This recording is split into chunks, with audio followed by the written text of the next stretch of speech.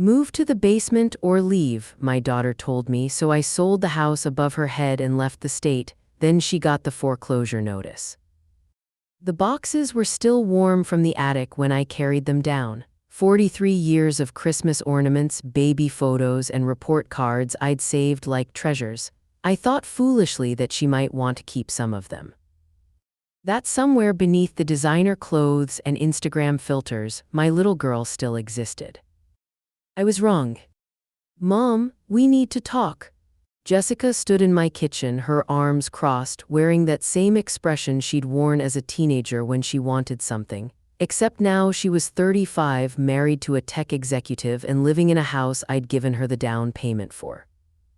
I set down the box of her elementary school art projects. Of course, honey, would you like some coffee? No, her voice was sharp, impatient. I need you to listen. Brad got promoted, we're expanding his home office and we need more space. I smiled, thinking she was sharing good news. That's wonderful, Jess, I'm so proud of. We need you to move to the basement.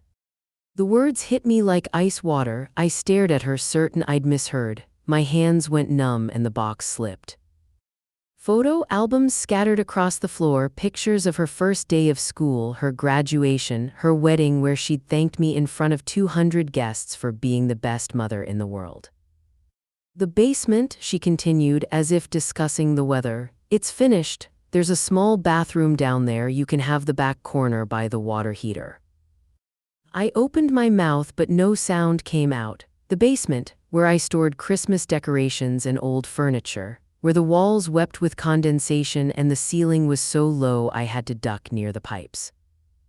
Or, she said, checking her phone, always that damn phone, you can find somewhere else to live, but you can't stay in the main house anymore. Brad needs quiet for his calls and she gestured vaguely at me. You're always making noise, cooking, humming, watching those old movies too loud. I was 72 years old. This was my house.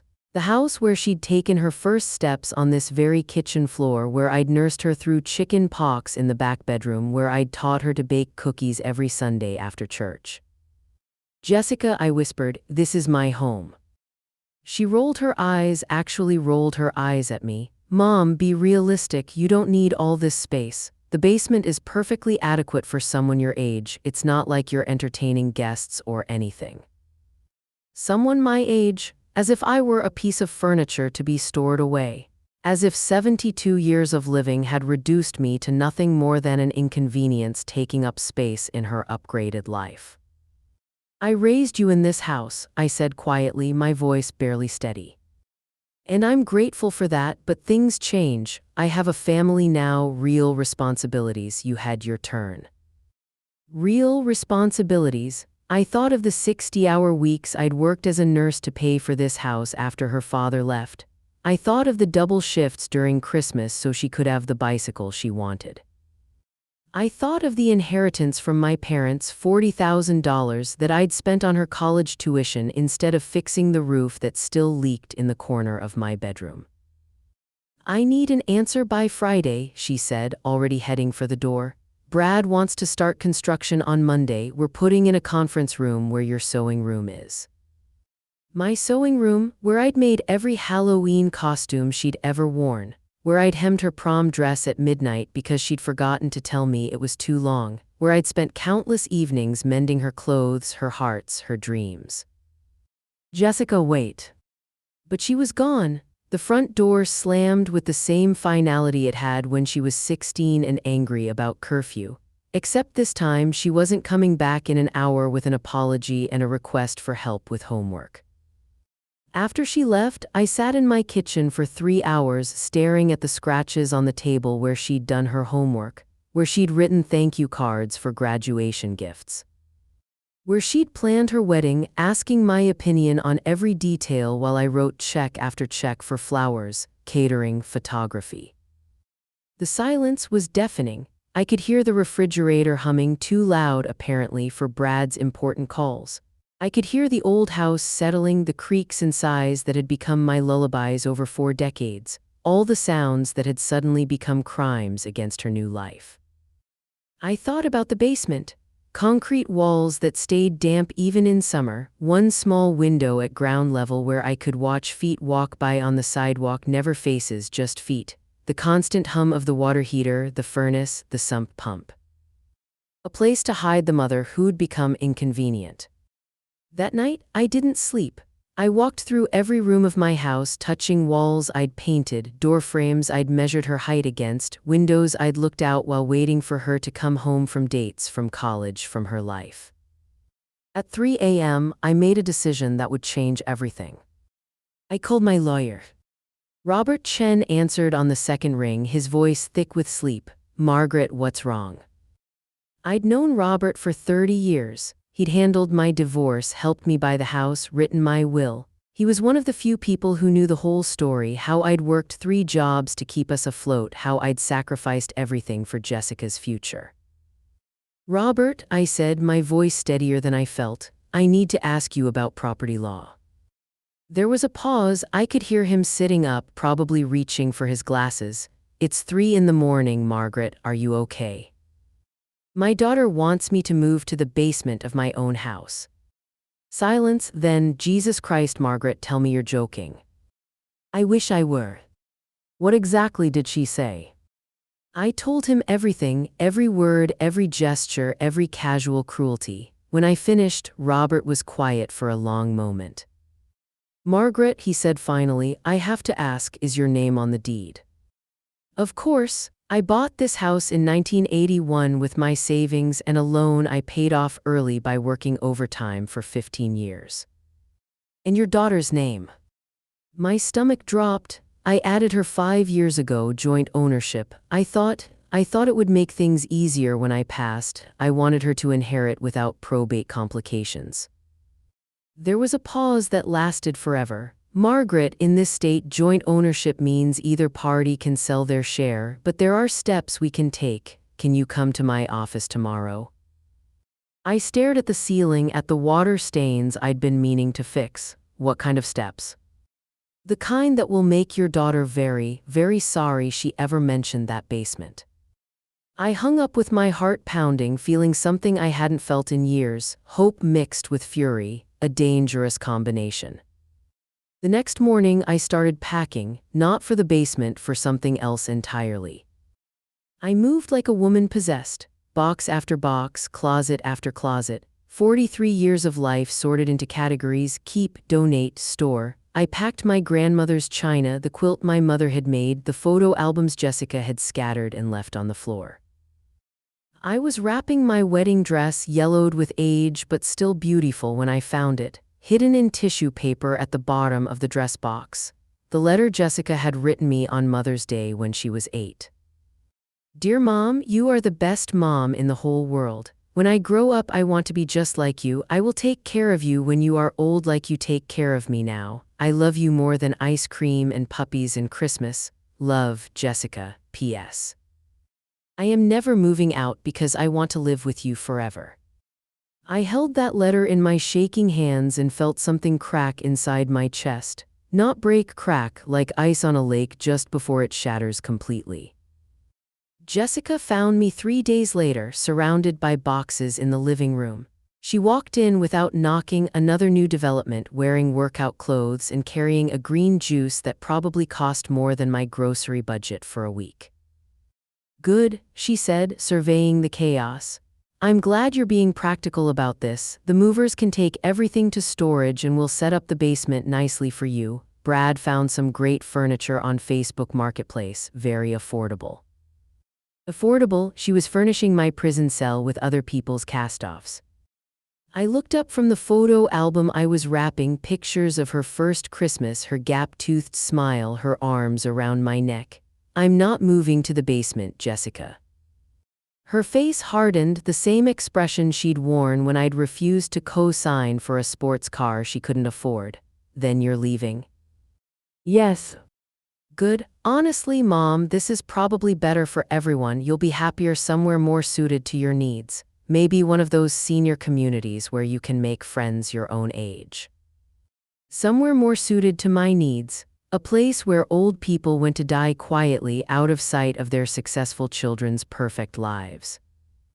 She started walking around the room, mentally redecorating. We can turn this into a reading nook for Brad, get rid of all these old doilies and maybe put in some modern furniture. This house has so much potential once we update it. Once they erased every trace of me. Where will you go? She asked, not out of concern but logistics. Because we're putting the house on the market. If you change your mind about coming back, this location could bring in serious rental income. My house, my sanctuary, my life's work. She was already planning to profit from my exile. I'll figure something out, I said quietly. She nodded, satisfied, and left without saying goodbye. Just like that, 35 years of motherhood dismissed with a casual wave and a reminder to leave my keys on the counter. That weekend I drove to Maine. I'd always dreamed of the coast. Growing up poor in the Midwest, the ocean seemed like something from fairy tales, but I'd never had the money or the time, always saving for Jessica's needs, Jessica's dreams, Jessica's future. The drive took 8 hours, 8 hours of crying, of rage, of disbelief. I stopped at a rest area in New Hampshire and called my sister in California. Carol, I said when she answered, Jessica wants me to live in the basement. What? I told her everything. When I finished, Carol was quiet for so long I thought the call had dropped. Maggie, she said finally, that little bitch. Carol never swore, ever. She was the church lady, the one who sent birthday cards and Christmas presents and always remembered to pray for people. If Carol was swearing, the situation was worse than I'd thought. I can't believe it, she continued. After everything you did for her, remember when she got arrested for underage drinking in college, who drove 12 hours to bail her out? Remember when she couldn't make rent her first year out of school, who sent money every month until she got on her feet? I remembered all of it. Every sacrifice, every check written, every time I'd chosen her needs over my own wants. Come stay with me, Carol said. Jim and I have plenty of room. No, I said, surprising myself. I need to do this alone. I found the cottage that same day. It was small, maybe 800 square feet, but it sat on a bluff overlooking Frenchman Bay. The realtor, a kind woman named Ellen, showed me around apologetically. It needs work, she said. The kitchen's original from the 1960s and the bathroom could use updating, but the view. The view was magnificent. Endless water stretching to the horizon, islands dotting the bay like green jewels. Lobster boats heading out with the dawn, seagulls crying overhead. It was everything I'd dreamed of and never thought I could have. How much? I asked. She told me it was exactly what I had in my retirement account, the money I'd planned to use for long-term care, for emergencies, for the security every old person needs. I'll take it, I said. Ellen looked surprised. Don't you want to think about it, talk it over with family? Family, the word felt hollow. No, I'll take it. The paperwork moved quickly. Cash offers always do. Within 2 weeks I was a homeowner again, this time with my name alone on the deed. I used every penny of my retirement savings for that house. It was reckless, probably stupid, but it felt like freedom. For the first time in decades, I was making a decision based solely on what I wanted, not what Jessica needed. Moving in was like being reborn. I painted the living room a soft blue, the color of morning sky over water. I bought furniture I actually liked instead of the practical brown things I'd accumulated over the years. I hung pictures of Maine lighthouses and seascapes instead of Jessica's school photos. The silence was different here, not empty but full of possibility. For 3 weeks I lived in peaceful isolation. I planted a small garden behind the house, tomatoes, herbs, flowers that could survive the salt air. I walked on the beach every morning collecting sea glass and shells. I read books I'd never had time for when I was working and mothering and constantly worrying about Jessica's needs. I called no one. I didn't post on social media. I barely knew how to use it anyway. I existed in a bubble of quiet contentment, watching sunrises over the water and learning the rhythms of tides. Then my phone rang. Mom, Jessica's voice was different, smaller, uncertain. "Where are you? I came by the house and all your stuff is gone." Mrs. Henderson said she saw a moving truck. Mrs. Henderson, our neighbor of 20 years. I wondered what she thought of Jessica's plan to warehouse me in the basement. "I'm in Maine, sweetheart." "Maine's? What are you doing in Maine? When are you coming back?" I was quiet for a moment, watching a fishing boat navigate between the islands, such sure, steady progress through complicated waters. "I'm not coming back, Jessica." Silence. Then, "What do you mean? Don't be dramatic, Mom. Brad's promotion came through officially. We can probably work something out about the basement situation. Maybe we can finish it nicer, put in a kitchenette and one of those stacked washer-dryer units." A kitchenette so I could heat soup and stay out of her way, a washer and dryer so I wouldn't have to come upstairs and disturb their important lives. "I like it here," I said simply. "Mom, you can't just run away like a teenager. We need to discuss this like adults. The house needs maintenance, the gutters are full of leaves and there's a leak in the upstairs bathroom, and Brad's parents are coming for Thanksgiving. We need the extra space for entertaining." Extra space in the house I'd paid for with 43 years of work. "The house is being sold, Jessica." The silence that followed was so complete I could hear the ocean waves through my window. "What?" "I put it on the market yesterday. Robert says we should have offers within the week. The location is excellent and we kept it in beautiful condition." "You can't do that," her voice shot up an octave. "It's my house too, you can't sell it without telling me." "Actually, I can. I'm selling my half to a lovely young couple from Boston. They have 2 small children and were looking for a place with character. They fell in love with the kitchen where you learned to cook, the backyard where you had birthday parties." I could hear her breathing getting faster. "Mom, you can't be serious. This is our family home." Our family home. Interesting how it became ours only when she was losing it. "Your family home is wherever you make it with Brad. This was my house that I shared with you until you decided I belonged in the basement." "I never said that. I said we could make the basement nice for you." "You said I was too loud, that I was in the way, that I should be grateful for a corner by the water heater." I was stressed. Brad was pressuring me about the home office and I thought it might be easier.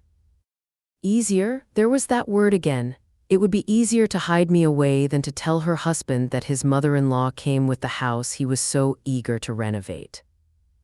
"Mom, please, I can't afford another house right now. We just bought new cars and Brad's stock options haven't vested yet. The market is crazy expensive. Where am I supposed to live?" Where was I supposed to live? I thought but didn't say it. In a basement corner, apparently. "I'm sure you'll figure something out. You're very resourceful." "This is insane. You're destroying my future because you're too stubborn to compromise." Compromise, like accepting exile in my own home, was a reasonable middle ground. "I have to go, Jessica. My new neighbors invited me to dinner and I don't want to be late." I hung up and for the first time in months I felt something like joy. But that was just the beginning. The house sold in 4 days. The market was strong and it was a beautiful property. I'd maintained it meticulously for 4 decades. The buyers offered full asking price and waived inspection. They'd seen the love in every carefully tended detail. Jessica called 17 times that week. I answered twice. "Mom, please, we looked at apartments but everything's either too expensive or too small. Brad says we can rent somewhere temporarily but we need your half of the sale money to make it work." "The money is being split according to ownership percentage," I said calmly. "You'll get your portion after closing costs and taxes." "My portion won't be enough. We need more time to figure this out." Time? I'd given her 35 years of my time. Time spent working extra shifts to pay for her dance lessons, her summer camps, her college application fees.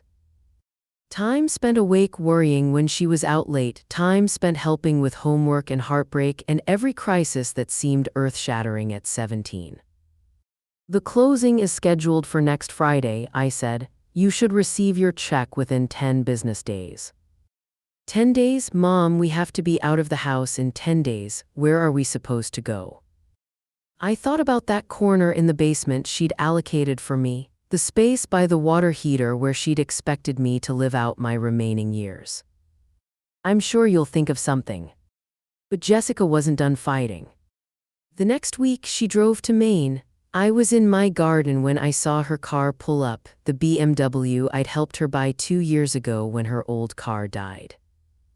She climbed out wearing the kind of outfit you see in magazines: flowing pants, oversized sunglasses, a scarf that probably cost more than my monthly grocery budget. She looked around my cottage with the expression someone might use when examining roadkill. "Mom, what is this place?"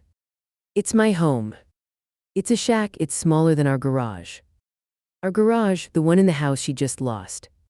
"It's perfect for my needs," I said, echoing her words about the basement. She followed me inside, her heels clicking on the hardwood floors I'd refinished myself. I watched her take in the simple furniture, the ocean view, the complete absence of anything related to her. "This is ridiculous," she said. "You can't live like this. You're 72 years old. What happens when you get sick? What happens in winter? This place probably doesn't even have proper heating." "I have a wonderful wood stove," I said, "and the most amazing neighbors. Mrs. Patterson next door is 85 and still gardens every day. She's teaching me about growing flowers in salt air." "Neighbors aren't family, Mom." "Family?" I wondered when she'd started thinking of me as family again. "You're right," I said. "Neighbors choose to spend time with each other." She flinched. "Good. Look," she said, sitting down uninvited on my new couch. "I know we had a disagreement. Maybe I could have handled things better, but this is extreme. You've made your point. Now let's be adults about this." "What point do you think I was making?" "That you were upset about the basement thing. Fine, I get it, but you can't punish Brad and me forever because of one conversation." One conversation? As if a lifetime of love and sacrifice could be dismissed as easily as she'd dismissed me. "I'm not punishing anyone, Jessica. I'm living my life. By abandoning your family. By removing myself from a situation where I wasn't wanted."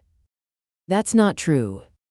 "Isn't it? You told me I was too loud, too inconvenient, that I should be grateful for a corner in the basement of my own house."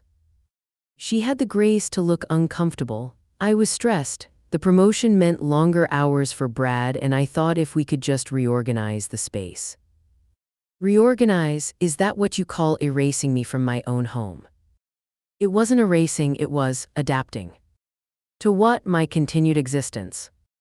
We stared at each other across the small living room. Outside, seagulls cried over the water, and somewhere in the distance, a lobster boat's engine puttered steadily toward shore. "What do you want from me?" she asked finally. I considered the question seriously. What did I want? An apology, an acknowledgement of what she'd tried to take from me, a promise it would never happen again. "Nothing," I said. "I don't want anything from you anymore." The words hung in the air like smoke. Jessica's face crumpled, and for a moment she looked like the little girl who used to crawl into my bed during thunderstorms. "Mom, that's not fair." "Fair?" I laughed, but there was no humor in it. "Was it fair when you decided I was too old and inconvenient for the main floor of my own house? Was it fair when you planned to move me to the basement without asking what I wanted? Was it fair when you talked about me like I was a piece of furniture to be stored away?" "I never meant." "Yes, you did. You meant every word. The only thing you didn't mean was to face consequences for saying them." She started crying then. Real tears, not the manipulative kind she'd used as a teenager when she wanted something. These were the tears of someone who'd finally realized what they'd lost. "I don't know how to fix this," she whispered. "You can't. There has to be something, some way to make this right." I looked at my daughter, really looked at her. When had she become someone I didn't recognize? When had her love become conditional on my convenience? "Jessica," I said gently, "some things can't be unfixed. Some words can't be unsaid. You showed me exactly what you think of me, and I believe you. But I love you." "I know you do, in your way, but love isn't enough when it comes with conditions. when it requires me to make myself smaller, quieter, less than what I am. She stayed for another hour, crying and pleading and promising things would be different. But we both knew she was bargaining from a position of desperation, not genuine remorse. She needed somewhere to live, and suddenly the mother she tried to warehouse looked like her best option. When she finally left, I felt hollow but peaceful, like after a fever breaks, exhausted but clean. That night, I walked down to the rocky beach behind my house. The tide was coming in, waves reaching farther up the shore with each surge. I thought about tides, about the rhythm of advance and retreat, about how water always finds its level eventually. I'd found mine. But the story was far from over. A month later, I was reading on my porch when Mrs. Patterson knocked on my door. She was holding her tablet, her expression a mixture of concern and barely suppressed excitement. "Margaret, dear, I think you need to see this." She showed me Jessica's Facebook page. There, for all the world to see, was a post that made my blood run cold. "My elderly mother has been struggling with confusion and memory issues. She's made some impulsive decisions that have put our family in a difficult position. We're trying to keep everyone safe during this challenging time. If you're in a position to help a family dealing with elder care issues, we have a GoFundMe set up. Thank you for your prayers and support. #eldercare #family first #prayers needed." Elder care issues, memory problems, confusion. She was telling the world I was mentally incompetent. The post had been shared 47 times. Friends and acquaintances were commenting with sympathy and offers of support. Jessica was playing the role of the devoted daughter dealing with a difficult parent, accepting donations and prayers for a situation she'd created. But as I scrolled through the comments, I realized something had gone wrong with her plan. "Wait," someone had written, "didn't you tell me last month that your mom was being unreasonable about moving? This sounds different. Why didn't you take care of your mother instead of asking for donations?" asked another. "My neighbor saw you looking at luxury apartments last week. Maybe spend less on rent and more on elder care." The comments got worse from there. Someone had done research. "I looked up the property records. Your mother bought that house in 1981 and just sold it. Where's her money going if she needs financial help?" This whole story doesn't add up. Elder abuse comes in many forms. If my daughter tried to put me in a basement, I'd make some impulsive decisions too. Someone knew, someone had talked. Mrs. Patterson was watching my face carefully. "There's more," she said quietly. She scrolled to another post, this one in a local community group. "Does anyone know Margaret Miller? Her daughter is claiming she has dementia, but I've seen this woman at the library and the farmer's market, and she seems sharp as a tack. Something fishy is going on." The responses were immediate and damning. "Oh, I know exactly what's going on. My friend lives next door to them. The daughter wanted the mother to move to the basement of her own house. The mother sold the house instead. Good for her." This is disgusting, using elder abuse as a fundraising opportunity. I donated before I read the comments. How do I get my money back? Someone should report this to GoFundMe. This is fraud. By evening, Jessica's post had backfired spectacularly. The GoFundMe was flooded with angry comments. People were sharing their own stories of adult children who'd abandoned or mistreated elderly parents. The hashtags she'd used were being hijacked by people telling the real story. #eldercare became a rallying cry against exactly the kind of treatment she'd planned for me. #family first was filled with comments about how family means caring for aging parents, not hiding them away. #prayers needed turned into prayers for elderly parents dealing with ungrateful children. My phone started ringing. Reporters of all things, local news stations, newspapers, even a blogger who specialized in elder rights issues. I didn't answer. But Jessica's employer did answer when people started calling them. She worked for a nonprofit called Children's Hope Foundation, an organization dedicated to providing support for vulnerable families. The irony was not lost on the internet, which had discovered her employer's information and was calling to ask how they felt about an employee who tried to warehouse her own mother. The director, a woman named Patricia Vance, called me directly. "Mrs. Miller, this is Patricia Vance from Children's Hope Foundation. I believe your daughter Jessica works for us." "Yes," I said carefully. "Mrs. Miller, I want to be very clear that we take family values seriously at our organization. The allegations being made online are concerning. Would you be willing to speak with me about your situation?" I told her everything, every detail from the basement demand to the Facebook fraud. Patricia listened without interrupting, occasionally making sounds of dismay. "Mrs. Miller," she said when I finished, "I am appalled. This behavior is completely contrary to everything our organization stands for. Thank you for your honesty." Jessica was fired the next day.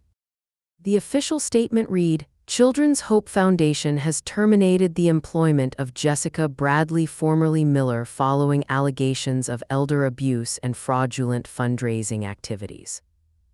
Our organization is committed to protecting vulnerable populations, including elderly family members."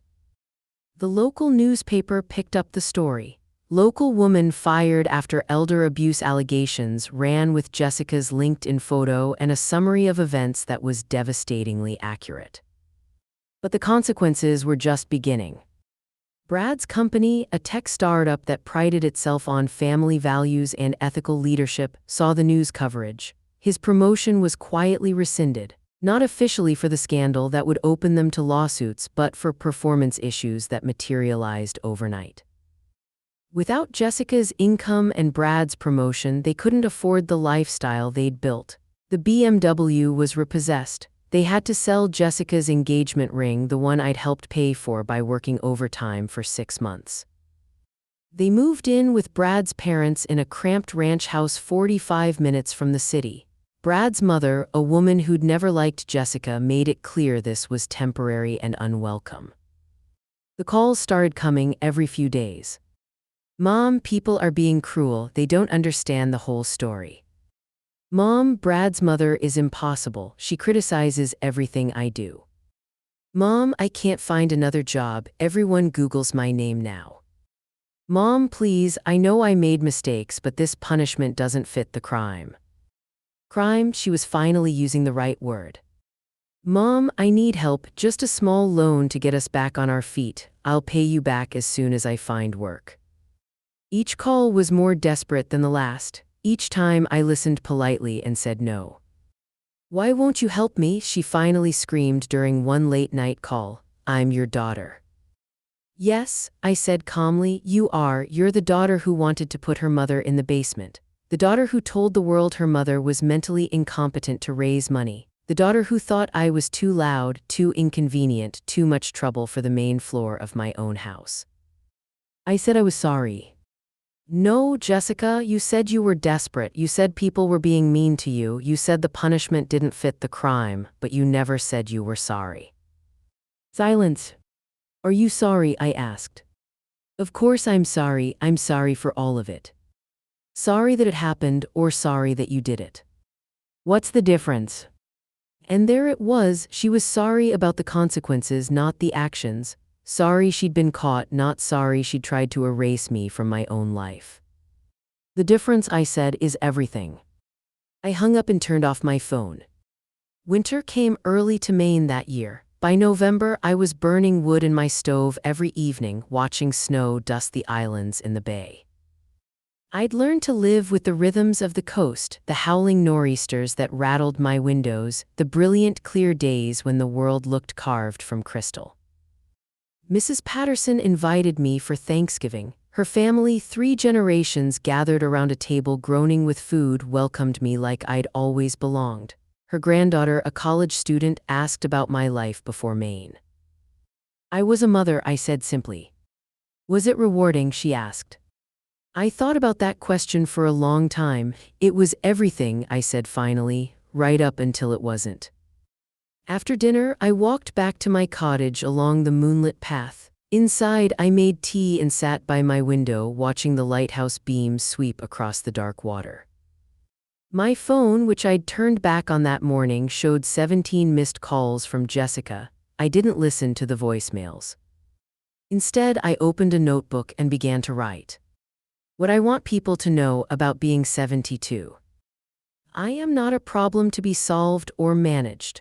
I am not a burden to be minimized or stored away. I have lived through more decades than my daughter has lived years, and every one of those decades taught me something about dignity, respect, and love. Love does not require you to make yourself smaller. Love does not ask you to accept a corner by the water heater. Real love sees you fully and makes space for all of who you are. I spent 35 years making space for my daughter's dreams, her needs, her growing family. When I asked her to make space for me in return, she offered me a basement. Some people will say I was too harsh, that family should forgive, should compromise, should find a way to make things work. But compromise requires two people willing to give. When only one person is expected to bend, it's not compromise, it's surrender. I refused to surrender. I wrote for hours, filling page after page with thoughts I'd never dared voice. About the loneliness of being seen as only a mother, never a whole person. About the fear of aging in a world that treats old women as invisible.